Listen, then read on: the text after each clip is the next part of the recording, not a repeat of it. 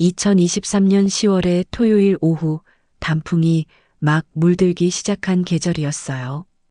우리 아들 민수가 드디어 결혼을 하겠다고 해서 상견례 날이었죠. 민수는 저희 부부의 늦둥이에요.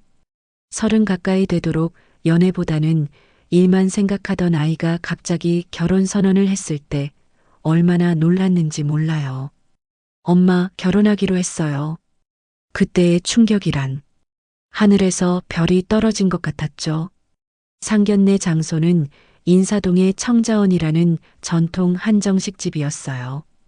한옥을 개조한 이 집은 조용하고 품격 있는 분위기로 유명했어요. 남편 민철이와 저는 30분 일찍 도착해서 자리에 앉아 기다렸어요. 여보, 떨리네. 제가 중얼거리자 민철이가 제 손을 가만히 잡아주었어요. 괜찮아. 우리 민수가 좋다는 사람이면 분명 괜찮을 거야. 민철이는 정말 든든한 남편이에요. 30년 넘게 함께 살면서 한 번도 큰 목소리 낸 적이 없을 정도로 온화한 사람이거든요. 오후 2시 정각, 민수가 수진이와 함께 들어왔어요. 수진이는 첫 인상부터 고운 사람이었어요. 크림색 블라우스에 베이지색 치마를 입고 있었는데 차분하면서도 지적인 느낌이 들었어요. 어머니, 아버지, 수진이에요. 민수가 환하게 웃으며 소개했어요. 안녕하세요. 수진입니다. 민수 오빠가 부모님 이야기를 워낙 많이 해주셔서 뵙고 싶었어요. 어머, 민수가 말한 대로 정말 예쁘네요. 저는 수진이의 손을 잡으며 말했어요. 손이 부드럽고 차가웠는데 긴장하고 있다는 걸 알 수 있었어요. 저희 부모님도 곧 오실 거예요. 그때까지만 해도 저는 평범한 상견례가 될 거라고 생각했어요. 곧 오실 며느리의 부모님을 만나서 인사드리고 결혼 일정을 상의하는 그런 행복한 하루가 될 거라고요. 하지만 인생이란 게 정말 예측할 수 없는 것 같아요. 오후 2시 15분 문이 다시 열렸습니다. 키가 크고 품이 있는 중년 남성이 우아한 여성과 함께 들어서는 순간 저는 마치 시간이 멈춘 것 같았어요. 그 남자의 얼굴을 보는 순간 35년이라는 세월이 한순간에 사라졌어요. 나이가 들어서 주름이 생기고 머리에 흰머리가 섞였지만 그 눈빛만은 여전했거든요. 안녕하세요. 수진이 아버지 준호입니다. 그의 목소리를 듣는 순간 마치 전기에 감전된 것처럼 온몸이 떨렸어요. 손에 들고 있던 찻잔이 달그락거렸죠. 35년 전 대학 도서관에서 처음 들었던 그 따뜻하고 낮은 목소리였어요. 정말 준호구나. 머릿속이 하얘졌어요. 세상에 이런 일이 일어날 수 있다는 말인가요? 준호도 저를 알아본 것 같았어요. 잠깐 표정이 굳어지더니 곧 자연스러운 미소를 지으며 고개를 숙였어요. 안녕하세요. 겨우 인사말을 내뱉는 순간이었어요. 손에서 찻잔이 미끄러져 떨어졌어요. 도자기가 바닥에 떨어져 깨지는 소리가 고요한 방 안에 울려 퍼졌어요. 어머니, 괜찮으세요? 민수가 깜짝 놀라며 일어서서 물었어요. 미안해. 긴장해서 그래. 저는 얼굴이 화끈하게 달아오르는 것을 느꼈어요. 괜찮습니다. 처음 뵙는 자리라 긴장되는 게 당연하죠. 준호가 침착하게 말하며 정중하게 인사했어요. 처음 뵙겠습니다. 앞으로 잘 부탁드립니다. 네, 잘 부탁드려요. 안녕하세요. 수진이 어머니 은주입니다. 준호 옆에 여성이 우아하게 인사했어요. 단정한 회색 정장에 진주 목걸이를 한 품이 있는 분이었어요. 모두 자리에 앉았는데 저는 준호 때문에 제대로 집중할 수가 없었어요. 대각선 방향에 앉은 그의 시선이 자꾸 신경 쓰였거든요. 수진이가 어릴 때부터 의사가 되겠다고 해서 뒷바라지했는데 이렇게 좋은 분을 만나서 다행입니다. 은주 씨가 말했어요. 저희야말로요. 민수가 훌륭한 분을 만나서 감사하죠. 민철이가 자연스럽게 대화에 참여했어요. 저와는 달리 전혀 긴장하지 않고 있었죠. 상견례는 약 2시간 정도 진행되었어요. 결혼식장, 혼수, 신혼집. 실무적인 이야기들이 오갔지만 저는 하나도 머릿속에 들어오지 않았어요. 준호는 대화를 능숙하게 이끌어갔어요. 35년 전에 풋풋한 대학생이 아니라 성숙한 중년 남성이 되어 있었지만 가끔씩 제 쪽을 흘끗 바라보는 눈빛에서는 예전 그 사람을 느낄 수 있었어요. 마지막에 인사를 나눌 때 준호와 악수를 해야 하는 순간이 왔어요. 앞으로 잘 부탁드립니다. 그가 손을 내밀었을 때 저는 잠깐 망설였어요. 35년 만에 그의 손을 만져야 한다는 게, 네, 잘 부탁드립니다. 그의 손을 잡는 순간 전기가 흐르는 것 같았어요. 여전히 따뜻하고 부드러운 손이었어요. 집으로 돌아가는 차 안에서 민철이가 말했어요. 수진이 부모님들 좋은 분들이네. 특히 아버지분은 품위가 있고, 응, 그러게. 저는 창밖을 바라보며 대충 대답했어요. 여보, 괜찮아? 오늘 좀 이상했어. 이상하긴 뭐가. 그냥 긴장했을 뿐이야. 민철이는 더 이상 묻지 않았어요. 하지만 평소와 다른 시선을 보내고 있다는 걸 느꼈어요. 그날 밤 저는 잠을 이룰 수가 없었어요. 침대에 누워서 천장을 바라보며 계속 생각했죠. 정말 준호였을까? 35년 만에. 이런 일이 일어날 수 있는 걸까? 옆에서 민철이가 깊게 잠든 숨소리가 들렸어요. 30년 넘게 저만 바라보며 살아온 착한 남편. 그런데 저는 지금 무슨 생각을 하고 있는 거죠? 새벽 3시가 넘어서야 겨우 잠들 수 있었어요.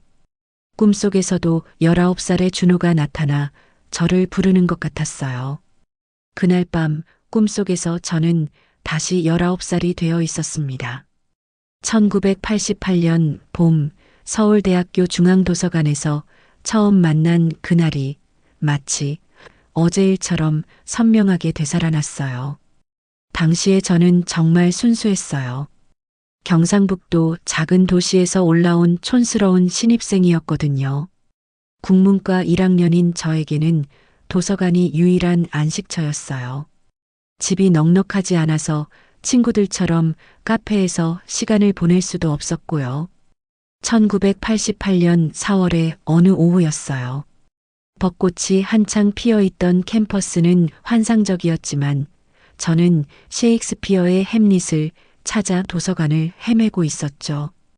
영문학 수업 과제 때문이었는데 책이 너무 높은 곳에 있어서 까치발을 들어도 닿지 않았어요. 이 책이세요? 뒤에서 따뜻한 남자 목소리가 들려왔어요. 돌아보니 키가 훌쩍 큰 남학생이 서 있더라고요. 그가 손쉽게 책을 꺼내서 저에게 건네주는 순간 제 인생이 바뀌기 시작했어요. 고마워요.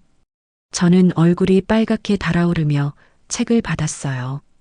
그 남학생은 정말 잘생겼어요. 키도 크고 짧게 자른 머리에 깔끔한 인상. 무엇보다 눈이 참 따뜻했어요. 경영학과 2학년 준호입니다. 국문과시죠? 네. 1학년 유진이에요. 유진. 예쁜 이름이네요. 그때만 해도 저는 그가 저를 관찰하고 있었다는 걸 몰랐어요. 나중에 알고 보니 준호는 저보다 먼저 저를 눈여겨보고 있었다고 하더라고요. 혹시 커피 한 잔 하실래요? 준호의 제안을 거절할 수 없었어요.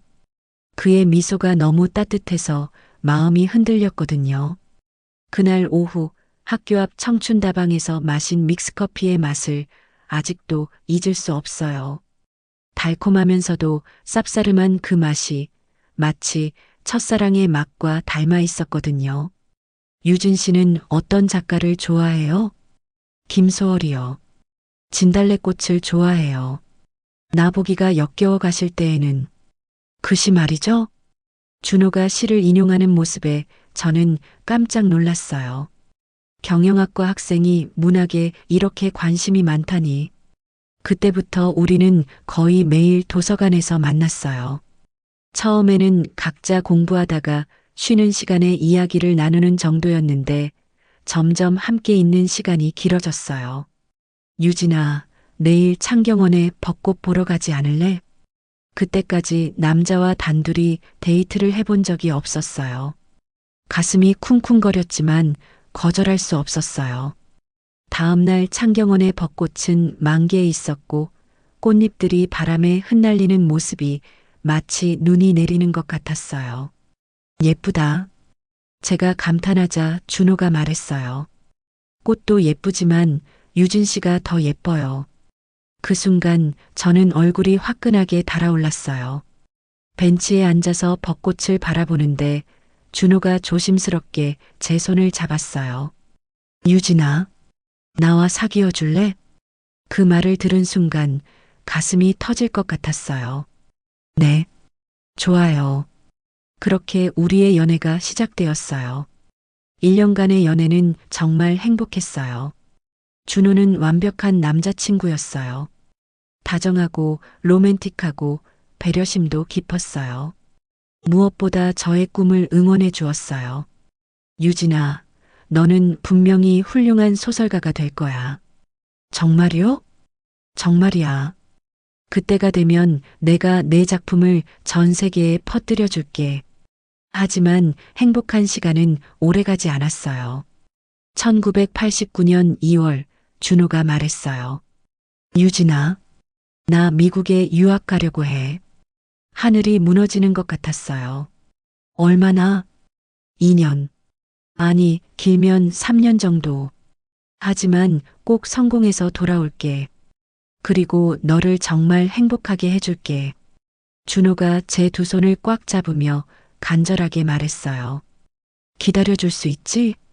오빠, 저 기다릴게요. 얼마든지 기다릴게요.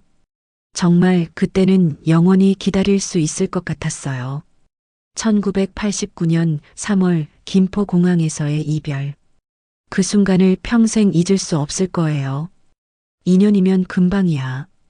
편지 많이 쓸게. 마지막 포옹을 했을 때 준호의 셔츠에서 나는 향수 냄새까지도 기억해요. 처음 6개월은 행복했어요. 일주일에 한 번씩 국제 전화도 오고 편지도 자주 왔어요. 하지만 시간이 지날수록 연락은 뜸해졌어요. 그러다가 1년이 지날 무렵 어머니가 저에게 충격적인 말을 하셨어요. 유진아, 그 남자 일은 이제 잊어버려. 왜요? 미국에서 다른 여자와 약혼했다더라.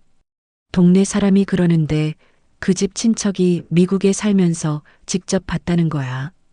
그 말을 듣는 순간 정말 천둥벼락을 맞은 것 같았어요. 그럴 리 없어요. 유진아, 남자들 다 그런 거야.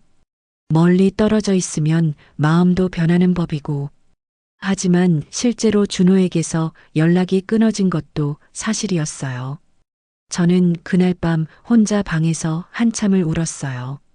20살의 어린 나이에는 너무도 큰 배신감이었어요. 첫사랑이 끝난다는 게 이렇게 아픈 일인 줄 몰랐어요. 며칠 후 저는 준호에게 마지막 편지를 쓰려고 했어요. 준호 오빠, 행복하세요. 저는 이제 오빠를 기다리지 않을 거예요. 하지만 그 편지를 붙이지 않고 찢어버렸어요. 자존심이 허락하지 않았거든요. 그렇게 저의 첫사랑은 끝났어요. 아니, 끝났다고 생각했어요. 준호와의 이별 후 2년이라는 시간이 흘렀어요. 20살에서 22살까지 사람이 가장 예민하고 감수성이 풍부한 시기를 시련의 아픔으로 보낸 셈이죠. 처음 1년은 정말 힘들었어요. 캠퍼스 어디를 가도 준호의 흔적이 보였거든요. 도서관에서 함께 앉았던 자리, 벚꽃길을 걸으며 손을 잡았던 곳, 모든 게 추억이 되어서 가슴을 아프게 만들었어요. 친구들이 소개팅을 주선해 주어도 나가지 않았어요. 마치 감정에 자물쇠를 채워놓은 것 같았어요. 유진아, 이제 그만 잊어. 세상에 남자가 한 명뿐이니? 룸메이트였던 미경이가 걱정스럽게 말했어요. 알아. 나도 알아. 근데 마음이 말을 안 들어. 실제로 저는 연애보다는 학업에 더 집중했어요. 국문과 수업에서는 항상 상위권을 유지했고 문해창작 동아리에서 활동하며 소설을 쓰기 시작했어요. 준호와 헤어진 슬픔을 글로 승화시키려고 노력했죠. 대학교 3학년이 되면서 저는 조금씩 변화하기 시작했어요. 여전히 준호를 완전히 잊을 수는 없었지만 그래도 새로운 사람들과 만나고 웃을 수 있게 되었어요. 그때 만난 사람이 바로 민철이었어요. 1991년 가을 학교 근처 서점에서 우연히 마주친 것이 인연의 시작이었어요. 저는 도스토옙스키의 죄와 벌을 찾고 있었는데 민철이도 같은 책을 들고 있더라고요. 혹시 이 책 보실 거예요? 민철이가 정중하게 물었어요. 아, 네. 수업 과제인데. 저는 그냥 개인적으로 읽으려던 거라서 먼저 보세요. 그때의 민철이는 참 순박해 보였어요. 키는 그리 크지 않았지만 체격이 좋았고 무엇보다 눈빛이 정직했어요. 준호처럼 화려하지는 않았지만 믿음직한 느낌이 들었어요. 행정학과 3학년 민철입니다. 국문과 3학년 유진이에요. 몇 달 동안 친구로 지내다가 민철이가 조심스럽게 고백했어요. 유진 씨, 저와 사귀어 주시겠어요? 장소는 학교 뒷산 벤치였어요. 단풍이 아름다운 10월의 어느 저녁이었죠. 저는 아직 다른 사람에 대한 마음이 남아 있어요. 정직하게 말했어요. 준호에 대한 감정을 완전히 정리하지 못했다고요. 알고 있어요. 민철이가 담담하게 대답했어요. 그래도 괜찮아요. 시간을 두고 천천히 알아가요. 저는 기다릴 수 있어요. 그 말이 저에게는 큰 위로가 되었어요. 조급하게 마음을 요구하지 않고 그냥 기다려주겠다는 그의 마음이 고마웠어요. 민철이와의 연애는 준호와는 완전히 달랐어요. 드라마틱하지 않았지만 그만큼 평온했어요. 가슴 뛰는 설렘은 없었지만 대신 안정감이 있었죠. 유진 씨는 참 안정적인 사람 같아요. 민철이가 어느 날 말했어요. 안정적이요? 네. 감정의 기복이 크지 않고 신뢰할 수 있어요. 저도 그런 사람과 함께하고 싶어요. 1년 정도 사귀고 난 후 저는 민철이에게 준호 이야기를 털어놓았어요. 민철 오빠, 제가 전에 사귄 사람이 있었어요. 알고 있어요. 어떻게요? 유진 씨 표정을 보면 알 수 있어요. 가끔 먼 곳을 바라보는 눈빛이 있거든요. 민철이는 그런 것까지 다 알고 있었어요. 그 사람 때문에 저와 사귀는 게 힘들지 않아요? 처음에는 힘들었어요. 하지만 이제는 괜찮아요. 유진 씨가 저를 선택해 준 것만으로도 충분해요. 대학교 4학년이 되면서 우리는 자연스럽게 결혼을 전제로 한 교제를 했어요. 민철이는 공무원 시험을 준비하고 있었고 저는 졸업 후 출판사 취업을 계획하고 있었어요. 유진아, 우리 졸업하면 결혼하자. 1992년 봄 벚꽃이 만개한 캠퍼스에서 민철이가 프로포즈했어요. 준호와 처음 손을 잡았던 바로 그 벤치에서요. 묘하게도 같은 장소였지만 전혀 다른 감정이었어요. 준호와 함께 있을 때는 가슴이 두근거리고 온 세상이 장밋빛으로 보였다면 민철이와 함께 있을 때는 마음이 평온하고 안전함을 느꼈어요. 네, 좋아요. 저는 미소를 지으며 대답했어요. 비록 첫사랑 같은 열정은 아니었지만 이 사람과 함께라면 행복한 가정을 꾸릴 수 있을 것 같았거든요. 1992년 11월 저희는 조촐한 결혼식을 올렸어요. 양가 가족과 친구들만 참석한 작은 결혼식이었지만 따뜻하고 의미 있는 시간이었어요. 신혼생활은 평범했지만 만족스러웠어요. 민철이는 구청에 공무원으로 취직했고 저는 작은 출판사에서 편집자로 일했어요. 결혼 3년 차에 작은 전셋집으로 이사했어요. 방 2개에 작은 거실이 있는 아담한 집이었죠. 저희 부부에게는 충분히 넓고 따뜻한 보금자리였어요. 1995년 저는 임신을 했어요. 입덧이 심해서 고생했지만 뱃속에서 자라는 생명을 느끼는 것은 신비로웠어요. 1996년 봄 민수가 태어났어요. 3.2kg의 건강한 아들이었죠. 처음 아기를 안았을 때의 그 감격을 지금도 생생해요. 우리 아들 정말 잘생겼네. 민철이가 감격해하며 말했어요. 그때부터 저는 완전히 새로운 사람이 된 것 같았어요. 엄마라는 역할이 저에게는 천직이었거든요. 민수를 돌보는 것이 힘들기보다는 행복했어요. 민철이는 정말 좋은 아빠였어요. 기저귀 갈기, 분유 타기, 목욕시키기, 모든 육아를 함께 했어요. 저보다도 더 세심하게 아이를 돌봤어요. 여보, 당신은 정말 좋은 아빠네요. 제가 그렇게 말하면 민철이는 항상 이렇게 대답했어요. 우리 가족이 행복한 게 내 가장 큰 행복이야. 그런 민철이를 보면서 저는 정말 고마웠어요. 비록 첫사랑 같은 화려한 사랑은 아니었지만 이런 평온하고 따뜻한 행복도 충분히 소중하다고 생각했거든요. 하지만 가끔씩은 그런 순간들이 있었어요. TV에서 첫사랑을 다룬 드라마가 나올 때면 가슴 한켠이 저릿하게 아팠거든요. 특히 남녀 주인공이 오랜만에 재회하는 장면을 볼 때면 저런 일이 정말 일어날까? 민철이가 물으면 저는 항상 이렇게 답했어요. 드라마니까 가능하지. 하지만 속으로는 다른 생각을 했어요. 혹시 언젠가 준호를 다시 만나게 된다면 하는 생각 말이에요.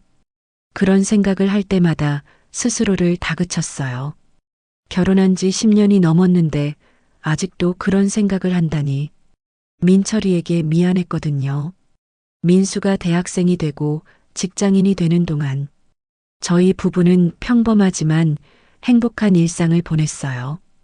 큰 사건 사고 없이 서로를 아끼며 살아왔죠. 그런데 민수가 30 가까이 되도록 연애에 관심이 없어서 저는 걱정이 많았어요. 민수야, 좋은 사람 없어? 엄마, 저는 아직 일이 더 중요해요. 그런 아들이 어느 날 갑자기 말했어요. 엄마, 결혼하기로 했어요. 그래서 잡힌 것이 바로 그날 2023년 10월의 상견례였어요. 그때까지만 해도 저는 그냥 기뻤어요. 우리 아들이 드디어 좋은 사람을 만났구나 하고요. 하지만 운명이라는 건 정말 예측할 수 없는 것 같아요. 35년 만에 첫사랑을 다시 만나게 될 줄 누가 알았겠어요? 그것도 우리 아들의 장인어른으로요. 상견례 다음 날 일요일 아침, 저는 평소보다 늦게 잠에서 깼어요. 밤새 뒤척이다가 새벽 5시가 되어서야 겨우 잠들었거든요. 꿈속에서도 계속 준호가 나타났어요. 19살 때의 모습으로 35년이 지난 지금의 모습으로 온갖 모습으로 나타나서 저를 혼란스럽게 만들었어요.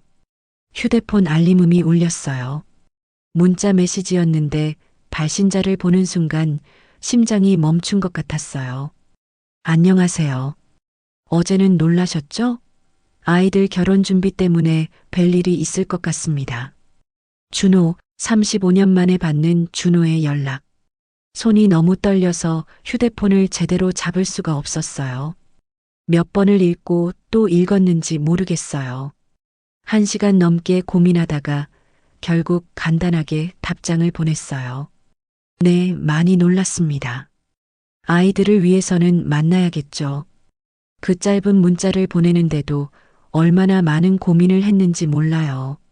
너무 차가우면 이상하고 너무 친근하면 오해의 소지가 있을 것 같고 민철이가 화장실에서 나오면서 물었어요. 누구야? 이른 아침에 문자가?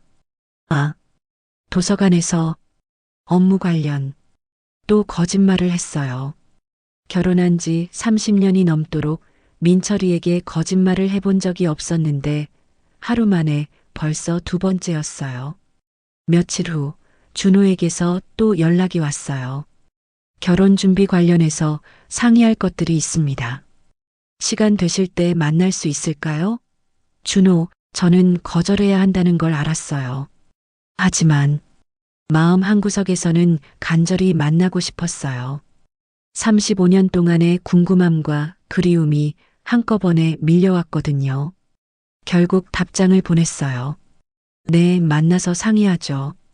준호가 제안한 장소는 강남의 한 조용한 카페였어요. 카페 루체른이라는 곳이었는데 사람들이 많지 않아서 대화하기 좋은 곳이라고 했어요. 약속 당일 저는 뭘 입고 가야 할지 한참을 고민했어요. 너무 신경 써서 차려입으면 이상하고 너무 대충 입으면 예의가 아닌 것 같고 결국 평소보다 조금 단정한 블라우스에 검은색 바지 정도로 차려입었어요. 화장도 평소보다 약간 진하게 했고요. 그런 제 모습을 거울로 보면서 스스로에게 놀랐어요. 나 지금 뭐 하는 거지? 민철이에게는 또 거짓말을 했어요. 여보, 수진이네 어머니랑 혼수 상의하러 나갔다가 올게. 그래, 조심해서 다녀와. 민철이의 따뜻한 말에 더욱 죄책감이 들었어요. 카페에 30분 일찍 도착해서 구석 테이블에 앉아 기다렸어요. 가슴이 너무 빨리 뛰어서 숨이 막힐 것 같았어요. 35년 만에 재회. 어떤 말부터 해야 할까요? 정확히 약속 시간에 준호가 들어왔어요. 회색 정장에 깔끔한 차림새. 여전히 품이 있는 모습이었어요. 하지만 가까이에서 보니 세월의 흔적도 느껴졌어요. 눈가주름, 이마의 선, 머리카락 사이사이 보이는 흰머리. 그래도 여전히 제 마음을 설레게 만드는 사람이었어요. 먼저 와서 기다리셨네요. 죄송합니다. 아니에요. 저도 방금 왔어요. 서로 어색하게 인사하고 마주 앉았어요. 35년이라는 시간을 어떻게 대화로 메울 수 있을까요? 많이 놀라셨죠? 커피를 가져와서 앉으며 준호가 조심스럽게 말을 꺼냈어요. 네, 정말 예상 못했어요. 세상이 이렇게 좁을 줄이야. 저도 마찬가지예요. 어색한 침묵이 흘렀어요. 서로 할 말은 많은데 어디서부터 시작해야 할지 모르겠더라고요. 수진이가 정말 예쁘고 착해요. 민수가 좋은 사람을 만났네요. 준호가 먼저 화제를 돌렸어요. 민수도 수진이를 정말 좋아해요. 아이들 이야기를 하니까 조금 편해졌어요. 안전한 주제였거든요. 그런데 준호 씨는 언제부터 사업을 하셨어요? 미국에서 돌아온 후부터요. 운 좋게 사업이 잘 되어서 지금은 건설업까지 하고 있어요. 성공하셨네요. 대학 때 꿈꾸시던 대로. 그 말이 나오자마자 분위기가 미묘하게 변했어요. 대학 시절 이야기가 나온 거죠. 유진 씨, 그때 일 말인데요. 준호가 조심스럽게 제 이름을 불렀어요. 그때 일은 이제 다 지난 일이에요. 저는 서둘러 말했어요. 그 이야기는 하고 싶지 않았거든요. 사실 오해였어요. 준호가 진지한 표정으로 말했을 때 저는 숨이 막혔어요. 무슨 말씀이세요? 제가 미국에서 다른 사람과 약혼했다고 들으셨죠? 저는 고개를 끄덕일 수밖에 없었어요. 35년 전 어머니에게서 들었던 그 충격적인 소식이 생생하게 떠올랐거든요. 거짓말이었어요. 저는 끝까지 유진 씨만 생각했습니다. 그 한마디에 제 세상이 흔들렸어요. 그럼 왜? 저도 유진 씨가 다른 분과 약혼했다는 소식을 들었거든요. 그런 적 없는데, 이제 와서 다 무슨 소용이겠어요. 우리 둘 다 가정이 있는데, 준호의 목소리에는 깊은 슬픔이 묻어 있었어요. 하지만, 진실은 알아야 할 것 같았어요. 35년 동안 오해하며 살았던 거잖아요. 저는 찻잔을 붙잡고 있는 손이 떨리는 것을 느꼈어요. 35년, 35년을 기다렸는데 그게 모두 오해였다니. 35년, 35년을 기다렸는데 제 목소리는 거의 울음소리에 가까웠어요. 유진 씨, 준호가 저를 부르는 순간 저는 더 이상 그 자리에 있을 수 없었어요. 죄송해요. 저는 가야겠어요. 그 자리를 빨리 벗어나고 싶었어요. 더 있으면 정말 돌이킬 수 없는 일이 일어날 것 같았거든요. 집에 돌아온 저는 현관에서부터 마음이 무거웠어요. 민철이가 거실에서 신문을 보고 있었어요. 어서 와. 어떻게 됐어? 할 게 많더라. 또 거짓말이었어요. 하지만 전혀 괜찮지 않았어요. 35년 만에 알게 된 진실이 제 마음을 어지럽게 만들고 있었거든요. 그날 밤에도 잠을 이룰 수가 없었어요. 준호와의 대화가 계속 머릿속을 맴돌았어요. 그 이후로도 준호에게서 문자가 계속 왔어요. 하루에 한두 번씩, 때로는 더 자주. 내용은 대부분 결혼 준비와 관련된 것이었지만 그 사이사이에 개인적인 감정이 묻어 있었어요. 오늘 아침 뉴스에서 벚꽃 개화 소식을 봤습니다. 35년 전 그날이 생각나네요. 혹시 아직도 김소월의 시를 좋아하세요? 가끔 그때 우리가 함께 갔던 창경원을 지나게 됩니다. 이런 문자들을 받을 때마다 가슴이 두근거렸어요. 답장은 하지 않았지만 읽지 않을 수는 없었거든요. 어느 화요일 아침이었어요. 또 준호에게서 문자가 왔는데 민철이가 제 뒤에 서 있었어요. 누구야? 요즘 문자가 자주 오네. 깜짝 놀란 저는 휴대폰을 급히 가슴에 품었어요. 아, 도서관에서 업무 관련. 이른 아침에 도서관이 문을 열지도 않았는데 민철이의 목소리에 의심이 섞여 있었어요. 그게 관장님이 집에서 보내신 거야. 거짓말에 거짓말이 더해지고 있었어요. 결혼 후 처음으로 이렇게 많은 거짓말을 하고 있었어요. 그래, 뭔 일인데? 아, 독서교실. 준비 때문에. 유진아. 민철이가 제 이름을 부르며 앞으로 다가왔어요. 요즘 좀 이상해. 이상하기는 뭐가. 상견례 이후로 계속 그래. 자꾸 딴 생각하는 것 같고 문자도 자주 오고. 민철이는 30년 넘게 저와 함께 살아온 사람이에요. 아무리 제가 숨기려고 해도 변화를 눈치채지 않을 수가 없었던 거죠. 그냥 민수 결혼 준비 때문에 신경 쓸 일이 많아서 그래. 그때부터 민철이가 저를 더 자세히 관찰하기 시작했어요. 오늘 어디가? 언제 들어와? 누구랑 만나? 평소보다 제 일정을 자세히 물어봤어요. 처음에는 단순한 관심인 줄 알았는데 점점 감시받는 기분이 들었어요. 목요일 오후 준호가 다시 만나자는 문자를 보냈어요. 결혼식장 관련해서 상의할 게 있습니다. 시간 내주시면 안 될까요? 저는 거절해야 한다는 걸 알았어요. 하지만 정말 결혼식장 때문일 수도 있잖아요. 결국 만나기로 했어요. 민철이에게는 또 거짓말을 했어요. 여보, 수진이 엄마랑 웨딩드레스 보러 가기로 했어. 웨딩드레스? 벌써? 미리 알아봐야 할 거 아냐. 이번에는 홍대 근처의 작은 카페에서 만났어요. 준호는 저보다 먼저 와서 기다리고 있었어요. 결혼식장은 어떻게 하기로 했어요? 저는 일부러 업무적인 이야기부터 꺼냈어요. 아, 그건 사실 핑계였어요. 준호가 솔직하게 말했어요. 핑계요? 당신을 만나고 싶어서 다른 이유를 댄 거예요. 준호 씨, 죄송해요. 하지만 정말 만나고 싶었어요. 준호가 조심스럽게 물었어요. 그날 이후로 계속 생각했어요. 35년. 정말 긴 시간이었네요.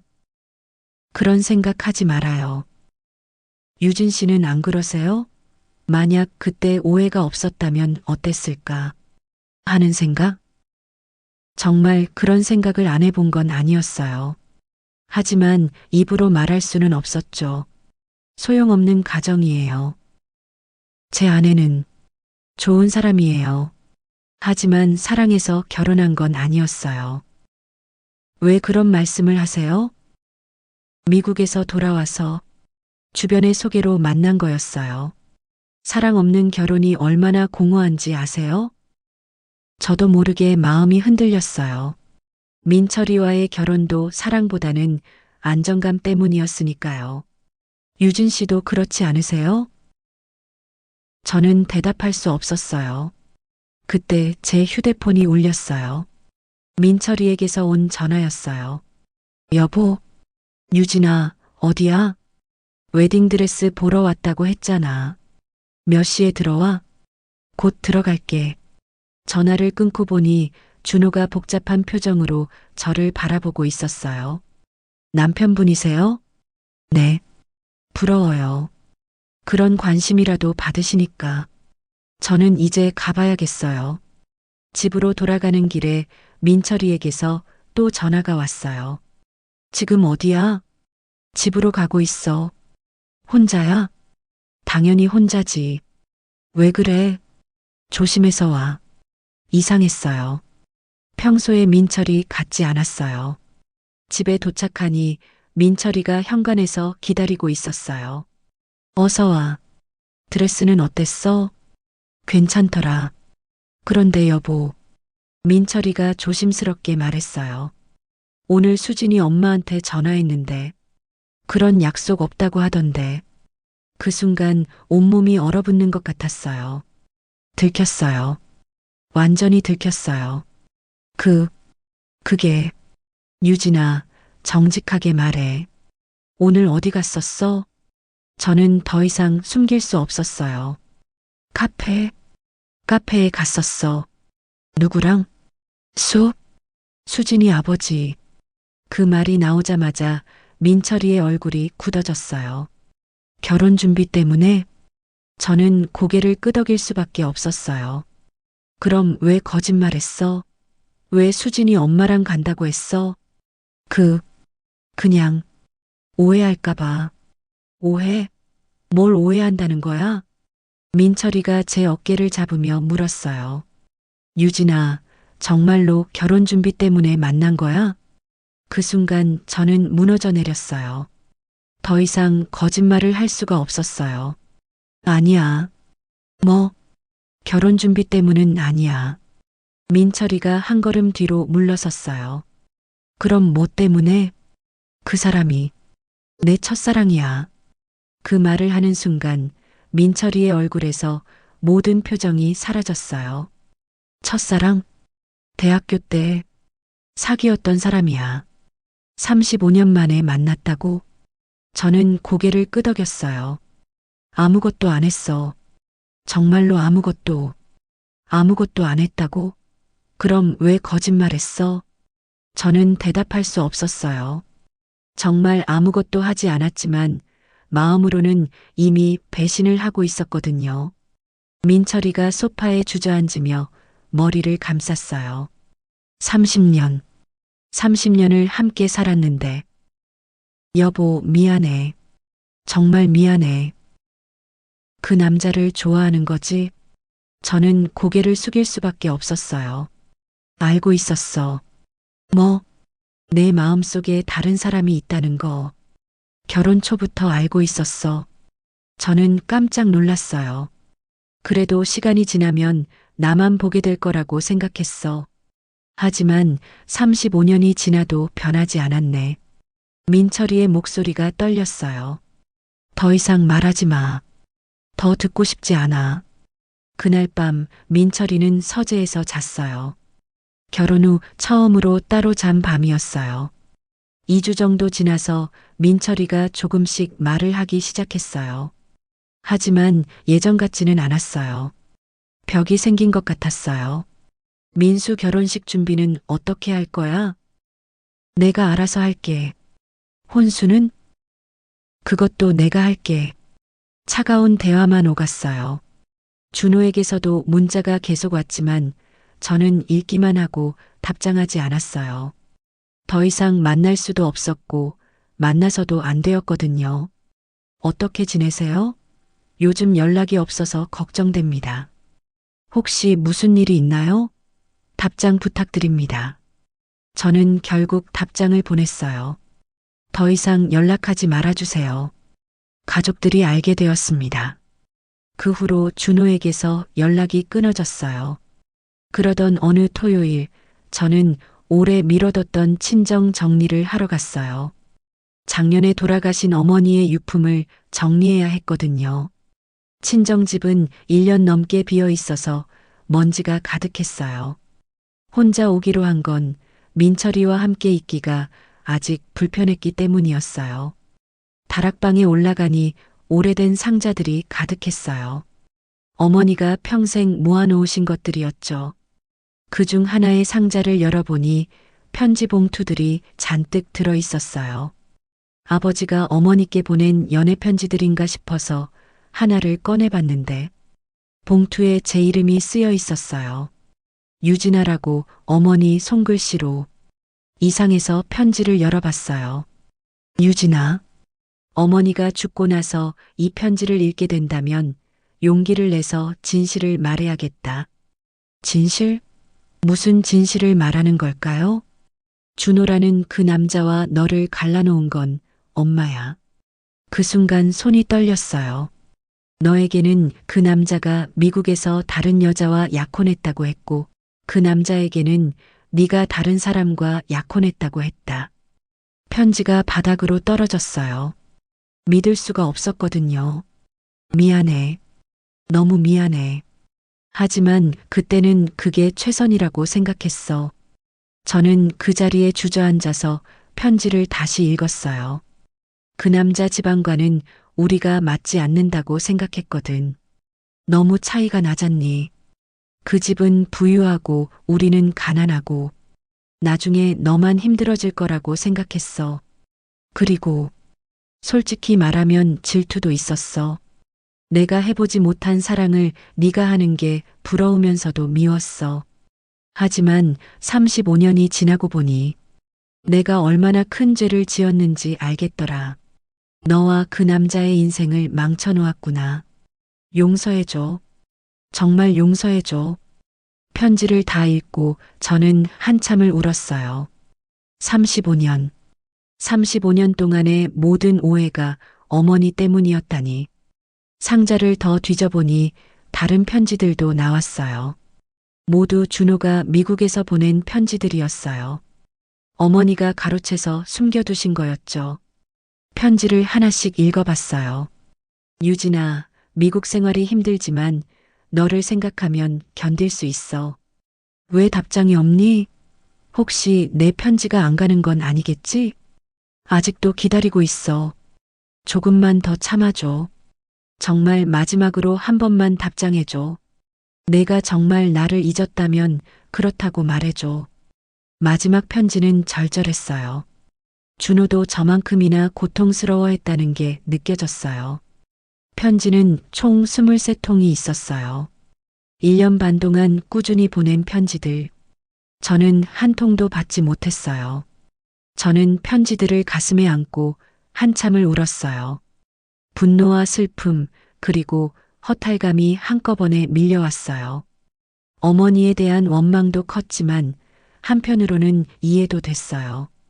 그 시절 부모님들의 마음, 자식의 행복보다는 현실적인 조건을 더 중요하게 생각하셨던 거겠죠. 하지만 그래도 35년이에요. 35년 동안 준호와 저는 서로를 오해하며 살아왔다는 거예요. 집에 돌아와서도 저는 멍하니 앉아 있었어요. 어떻게 해야 할지 모르겠더라고요. 민철이가 들어와서 물었어요. 친정 정리 어땠어? 응, 할 게 많더라. 힘들었겠네. 민철이의 목소리에 조금 부드러움이 돌아온 것 같았어요. 여보, 응? 혹시 준호 씨한테 이 이야기를 해야 할까? 저는 어머니의 편지 이야기를 했어요. 35년간의 오해가 모두 어머니의 거짓말 때문이었다고. 민철이는 한참 듣더니 말했어요. 그래서 어쩌려고? 모르겠어. 준호 씨도 알 권리가 있는 것 같은데. 유진아. 민철이가 진지하게 말했어요. 그 사실을 알면 어떻게 될 것 같아? 더 괴로워질 거야. 너도 그 사람도. 민철이의 말이 맞았어요. 진실을 안다고 해서 뭐가 달라질까요? 그냥 모른 척 하자. 정말? 응. 이미 35년이나 지났는데. 이제 와서 뭘 어떻게 하겠어? 민철이가 저를 바라봤어요. 하지만 너는 그 사실을 알고 있으면서 괜찮겠어? 정말 괜찮을까요? 35년간의 오해가 모두 풀렸다는 걸 알면서도 아무것도 하지 않을 수 있을까요? 모르겠어. 정말 모르겠어. 그날 밤 저는 어머니의 편지를 다시 읽었어요. 그리고 준호의 편지들도 하나하나 읽어봤어요. 특히 마지막 편지가 가슴 아팠어요. 유진아, 이제 정말 마지막이야. 1년 반 동안 기다렸는데 내 답장이 없으니까 아마 너는 나를 정말 잊은 것 같다. 나도 이제 포기할게. 하지만 알아줘. 나는 끝까지 너만 사랑했어. 그 편지를 읽는 순간 저는 견딜 수 없었어요. 35년 동안 준호가 얼마나 억울했을까. 저를 배신자로 생각하며 살았을까. 하지만 민철이 말이 맞았어요. 이제 와서 진실을 안다고 해서 뭐가 달라질까요? 오히려 더 고통스러워질 뿐이겠죠. 저는 편지들을 다시 상자에 넣었어요. 그리고 마음속으로 다짐했어요. 이 비밀은 나만 알고 있자. 준호에게는 절대 말하지 말자. 며칠이 지나도 저는 마음이 정리되지 않았어요. 어머니의 편지와 준호의 편지들이 계속 머릿속을 맴돌았거든요. 35년 동안의 오해. 그 무게가 너무 컸어요. 민철이와의 관계도 여전히 어색했어요. 예전같이 자연스럽게 대화하지 못했고 서로 눈치를 보며 조심스럽게 지내고 있었죠. 여보, 나 좀 이상한 것 같아. 어느 날 저녁 저는 더 이상 참을 수 없어서 민철이에게 말했어요. 이상하다니? 계속 그 생각만 나. 준호 씨가 35년 동안 얼마나 억울했을까. 유진아, 그만해.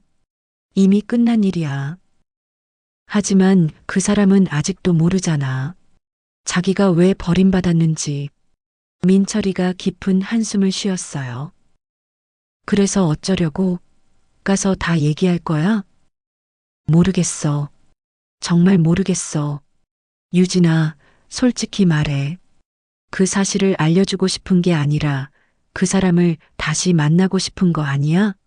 민철이의 날카로운 지적에 저는 할 말을 잃었어요. 정말 그런 걸까요? 진실을 알려주려는 것이 아니라 그냥 준호를 다시 만나고 싶은 핑계였던 걸까요?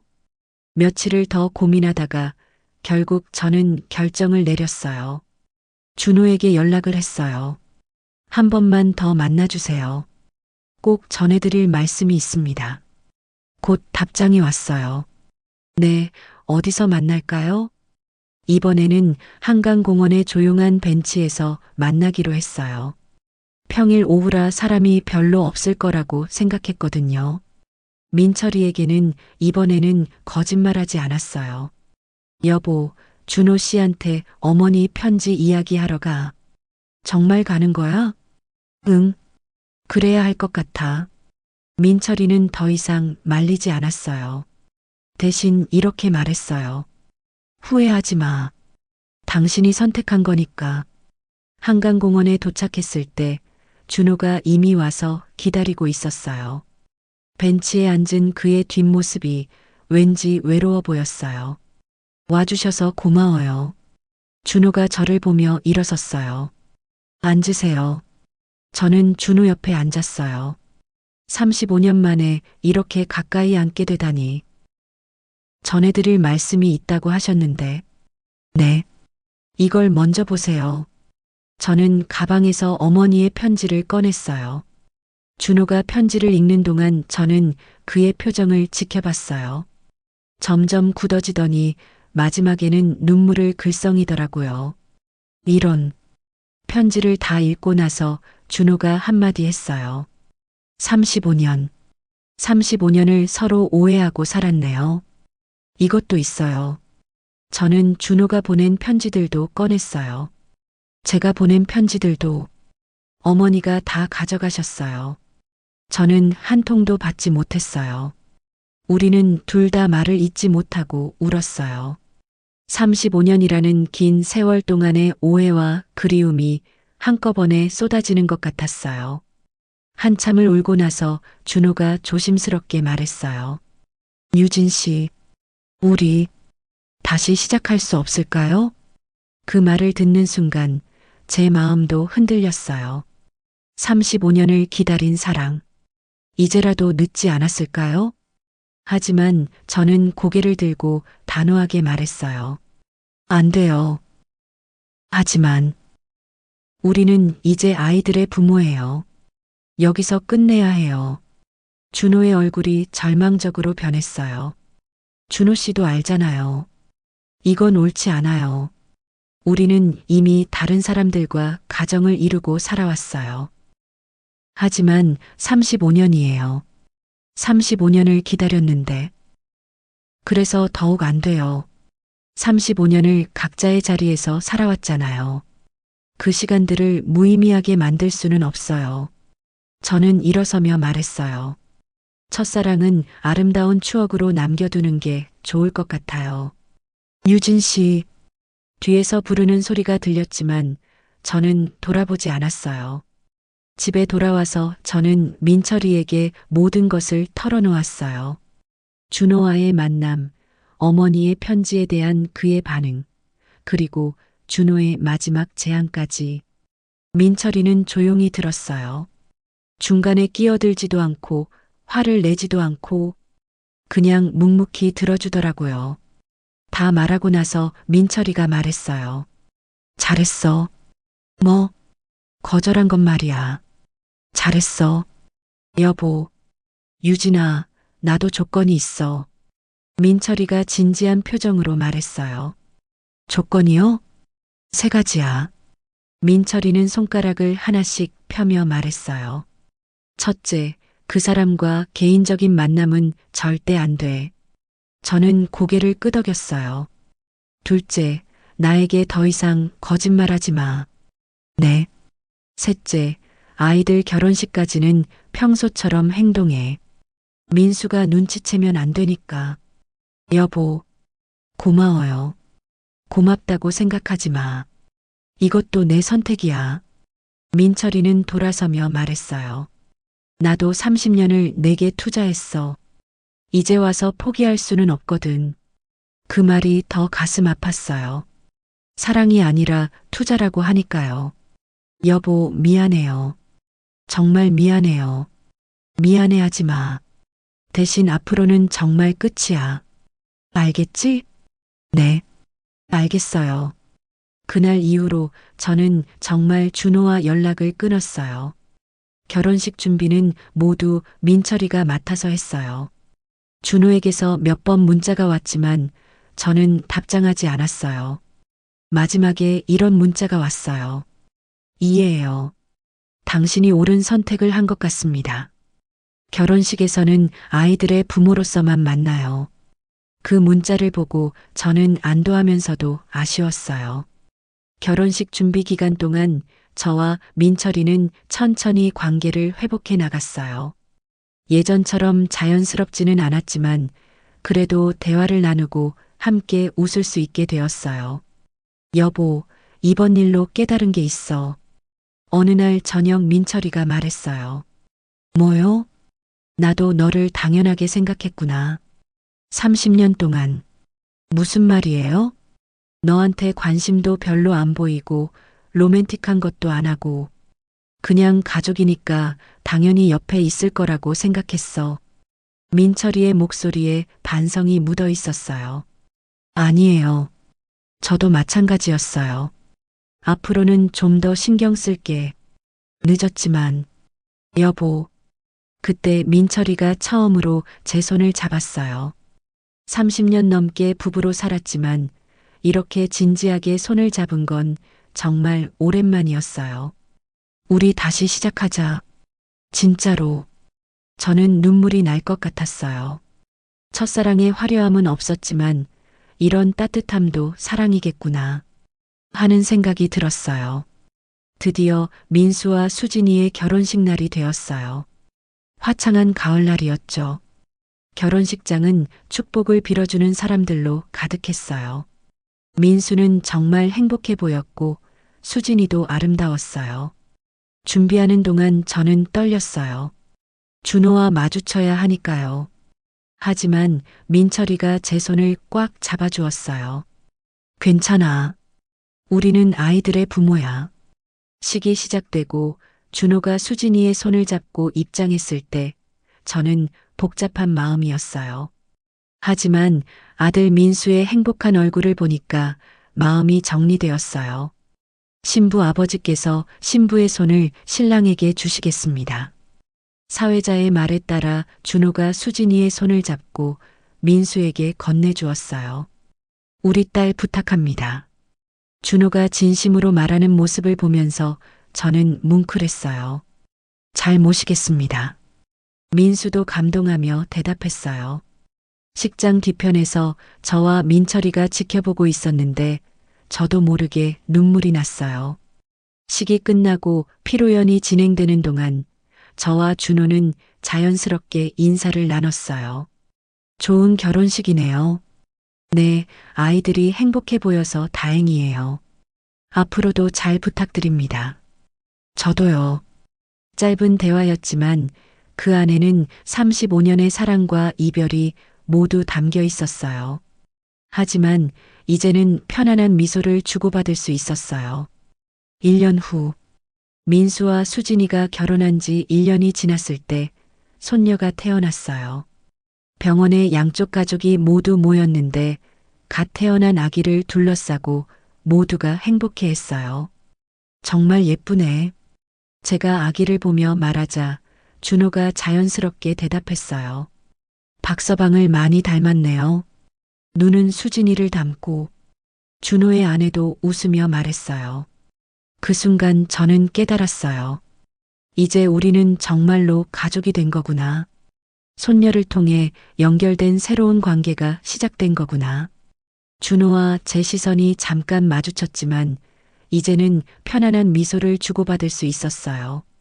더 이상 가슴 아픈 사랑이 아니라 아이들을 통해 맺어진 인연으로 받아들일 수 있게 되었거든요. 그날 저녁 집으로 돌아오는 길에 민철이가 말했어요. 오늘 하루 어땠어? 좋았어요. 손녀가 정말 예쁘더라고요.